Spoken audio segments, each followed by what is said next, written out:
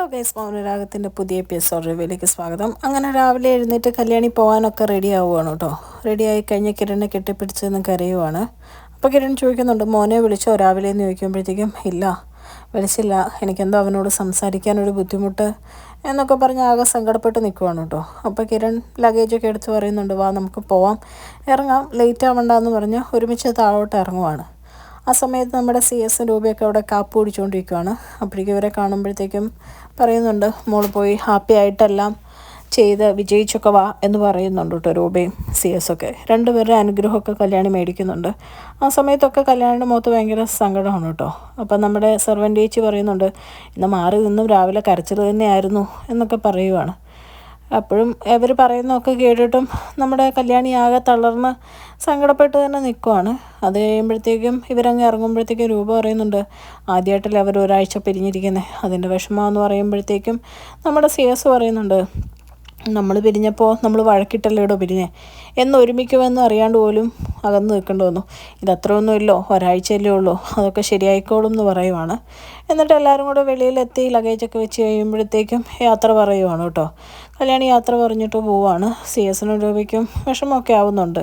അവർ പറയുന്നുണ്ട്, മോള് ഈ വീടിൻ്റെ ഒരു നാഴികക്കല്ല് തന്നെയായിരുന്നു, പോയതിൽ വിഷമമുണ്ട്, പക്ഷെ നല്ല കാര്യത്തിനല്ലേ എന്നൊക്കെ പറയുവാണ്.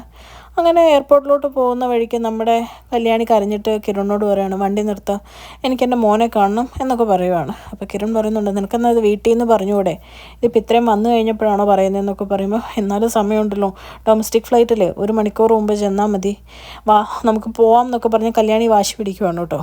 അവസാനം കിരൺ കല്യാണിയുടെ വാശി സഹിക്കാൻ പറ്റാണ്ട് ചെറുതായിട്ട് ദേഷ്യം വരുന്നുണ്ടെങ്കിലും കല്യാണിയെ കൂട്ടിക്കൊണ്ട് കല്ലുമോൻ്റെ അടുത്തേക്ക് വരുവാണ് കേട്ടോ.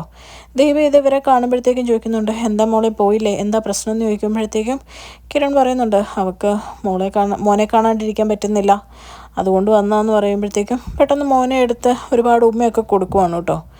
എന്നിട്ട് കിരൺ പറയുന്നുണ്ട്, വാ ലേറ്റാവും നമുക്ക് ഇറങ്ങാം എന്നൊക്കെ പറയുവാണ്. ഇതൊക്കെ മാറി നിന്ന് രാഹുൽ കാണുന്നുണ്ട്. എന്നിട്ട് രാഹുൽ മനസ്സിൽ ചിന്തിക്കുക, അവൾ ഡൽഹി പോകാനുള്ള തയ്യാറെടുപ്പാണ്, അതിൻ്റെയാണ് ഈ ഓരോ കാണിച്ചു കൂട്ടുന്നത് എന്നൊക്കെ ഇങ്ങനെ ചിന്തിച്ചുകൊണ്ട് നിൽക്കുവാണ് കേട്ടോ. അതിന് കിരൺ പറയുന്നുണ്ട്, കൂടെ വരുന്നവരുടെയൊക്കെ നമ്പർ ഞാൻ മേടിച്ച് തന്നിട്ടില്ലേ, നീ ഒന്നും പേടിക്കൊന്നും വേണ്ട എന്ന് പറയുമ്പോഴേക്കും കല്യാണി പറയുന്നുണ്ട്, എനിക്ക് പേടിയൊന്നും ഉണ്ടായിട്ടല്ല കിരണേട്ടാ, നിങ്ങളെയൊക്കെ വിട്ടിട്ട് പോകുന്ന വിഷമം കൊണ്ടാണെന്ന് പറയുമ്പോഴേക്കും കിരൺ പറയുക, വാടോ സമയം പോകുമെന്ന് പറയുമ്പോൾ കുഞ്ഞിനെ ദീപടയിൽ ഏൽപ്പിച്ചിട്ട് അവർ പോവുകയാണ് കേട്ടോ. തിരിച്ച് പോകുന്ന വഴിക്ക് കിരണും ആകെ വിഷമമാവുകയാണ്. കിരണിൻ്റെ കണ്ണൊക്കെ നിറഞ്ഞ് കിരണും ആകെ സങ്കടപ്പെടുന്നൊക്കെയുണ്ട് കേട്ടോ. ഇവർ പോകുന്നതൊക്കെ കണ്ട് നമ്മുടെ രാഹുൽ ഇങ്ങനെ മാറി നിന്ന് ചിന്തിക്കുവാണ്, എൻ്റെ മുമ്പിൽ ഇനി ഒരാഴ്ച സമയമുണ്ട്, ആ ഒരാഴ്ച കൊണ്ട് എന്തെങ്കിലും ചെയ്തേ പറ്റുള്ളൂ എന്നൊക്കെ ഇങ്ങനെ ചിന്തിക്കുവാണ്. അത് കഴിഞ്ഞ് ന്യൂസ് പേപ്പർ എടുത്ത് വായിക്കുന്ന രാഹുൽ ഒരു ന്യൂസ് കാണുവാണ്, RS കൺസ്ട്രക്ഷനിൽ സിവിൽ എഞ്ചിനീയറിംഗ് കഴിഞ്ഞ MBA കഴിഞ്ഞ ആൾക്കാരെ ഉദ്യോഗത്തിന് ആവശ്യമുണ്ടെന്നും പറഞ്ഞു. അപ്പോഴത്തേക്കും ഇത് നമ്മുടെ സരയുവിനെ കാണിക്കുക. സരയു പറയുന്നുണ്ട്, ഞാൻ സിവിൽ എഞ്ചിനീയറിംഗ് കഴിഞ്ഞാൽ എന്ന് വെച്ച് ഞാൻ ഇനി അവിടെ പണിക്ക് പോകണമെന്നാണോ അച്ഛനീ കാണിക്കുന്നതിന് അർത്ഥം എന്ന് ചോദിക്കുകയാണ്. അതൊന്നുമല്ല, അവൾ ആ കല്യാണി എന്തോ ബഹുമതി മേടിക്കാൻ വേണ്ടി ഒരാഴ്ച ഇവിടുന്ന് മാറി നിൽക്കുക, ആദ്യമായിട്ടാണ് അവർ ഒരാഴ്ച ഇവിടുന്ന് മാറി നിൽക്കുന്നത്, ആ അവസരം ഉപയോഗിക്കാൻ പറ്റിക്കഴിഞ്ഞാൽ എന്തുകൊണ്ടും നല്ലതാ എന്നിങ്ങനെ പറയുമ്പോഴത്തേക്കും സരയു പറയുന്നുണ്ട്, ഇങ്ങനെ വല്ല നല്ല കാര്യവും പറ, അങ്ങനെ അവർ തമ്മിൽ അടിച്ച് പിരിയണം, അല്ലെങ്കിൽ ആ ബന്ധം തകരണം, അത് കഴിയുമ്പോഴേ എനിക്കൊരു സമാധാനമായിട്ട് ജീവിക്കാൻ പറ്റുള്ളൂ എന്ന് പറയുമ്പോഴത്തേക്ക് രാഹുൽ തിരിച്ച് സരയുവിനോട് പറയുന്നുണ്ട്, മോൾക്ക് നല്ല സമാധാനമുള്ള ജീവിതമെന്നാണോ മോൾ ഓർത്തിരിക്കുന്നതെന്ന് ചോദിക്കുമ്പോഴേക്കും നമ്മുടെ സരയുവിന് ദേഷ്യം വരുവാണ് കേട്ടോ. സരയു പറയുന്നുണ്ട്, എന്ത് പറഞ്ഞാലും എൻ്റെ മനുവേട്ടൻ്റെ മെക്കെട്ട് കയറും, അതല്ലാണ്ട് അച്ഛന് വേറെ വല്ലതും പറയാനുണ്ടെങ്കിൽ പറഞ്ഞേരെ, ഇനിയിപ്പം എന്നെയും അവനെയും കിരണിനെ ഒരുമിപ്പിക്കാനാണെങ്കിൽ അത് നടക്കില്ല, പിന്നെ അവർ തമ്മിൽ അടിച്ച് പിരിയാനാണെങ്കിൽ അതിന് അച്ഛൻ്റെ കൂടെ ഞാൻ കൂട്ടിനുണ്ടാവും എന്ന് പറയുവാണ് കേട്ടോ.